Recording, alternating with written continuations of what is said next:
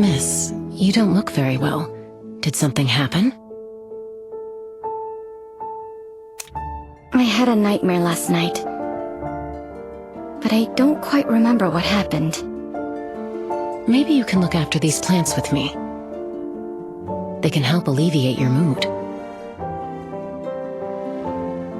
Of course. Please tell me what I have to do.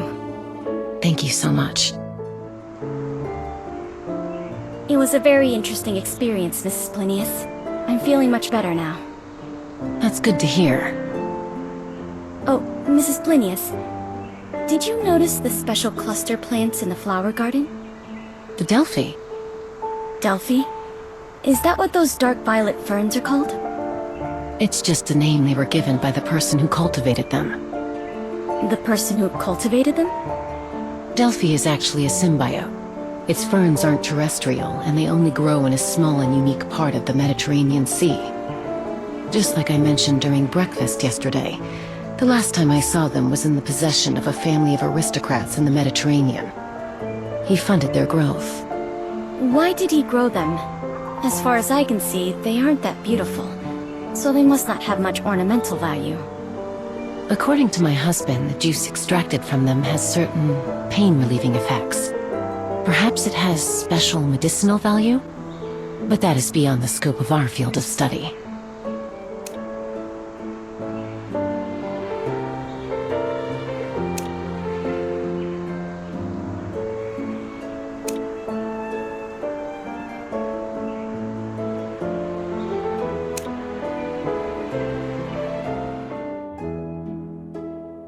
Speaking of which, I'm actually not the only one in this house who knows about Delphi. Who? Mr. Orpheus.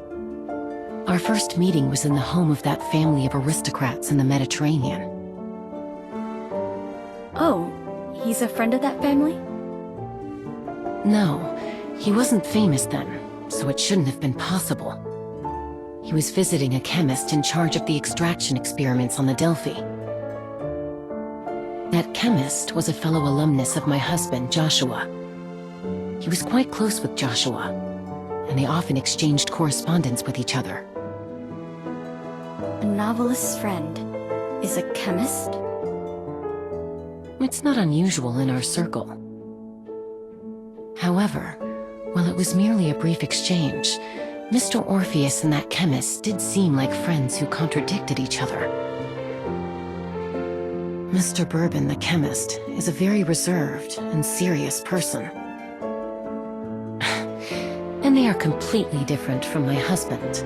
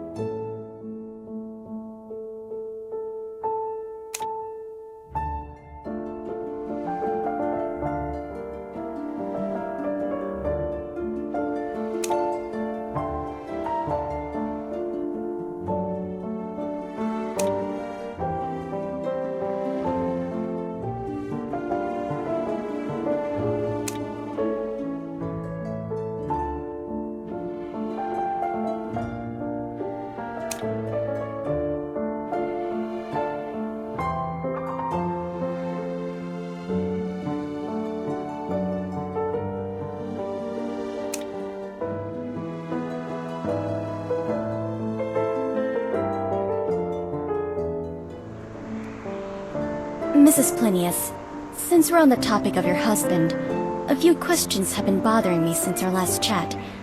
I just hope they won't offend you. Call me Melly. Nothing is too much in a situation like this. Of course, Melly. You mentioned coming here to uncover the truth about your husband's death, but we all know how dangerous this place is, so I'm quite surprised that you were willing to take such a risk for him. That isn't very offensive. After all, I've answered questions about our relationship on too many occasions since he passed away. Since you're a journalist and you're asking a question like that, I presume you've heard the rumors about me.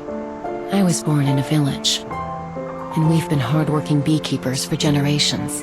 As a woman, being literate in a small village is quite a remarkable feat.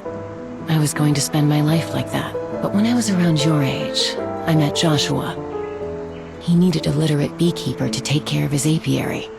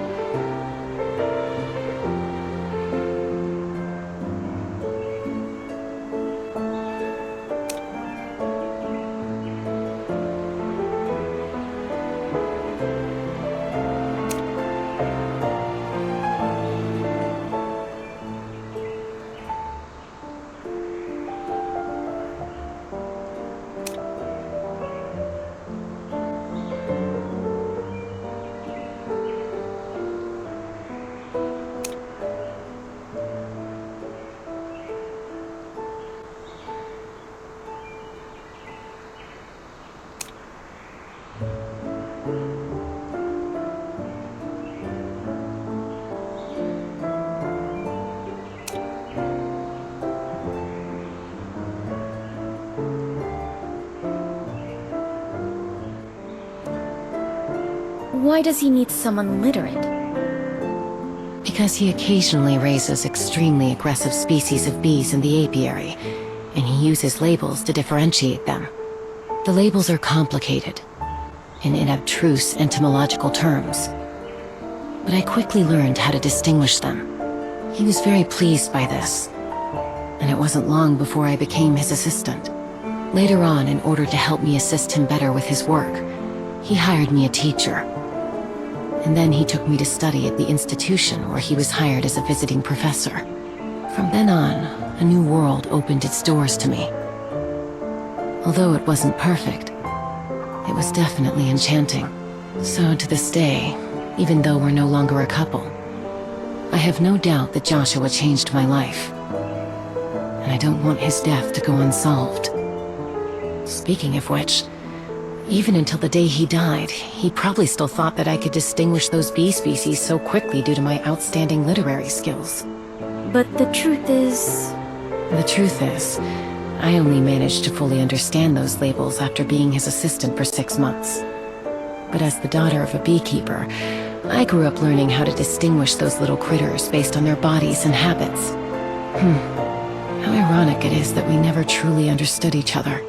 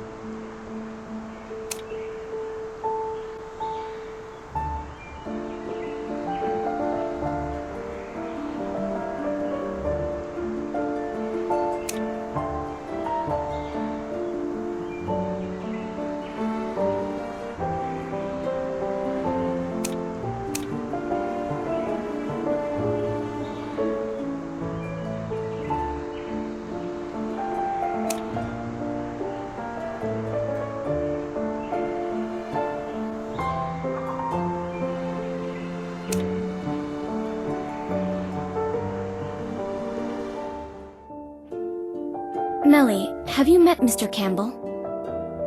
I have. And as a friend, I suggest that you be wary of him. Why? Remember what the butler said last night? The road is blocked, so at the very least, we shouldn't have new guests today. Unless...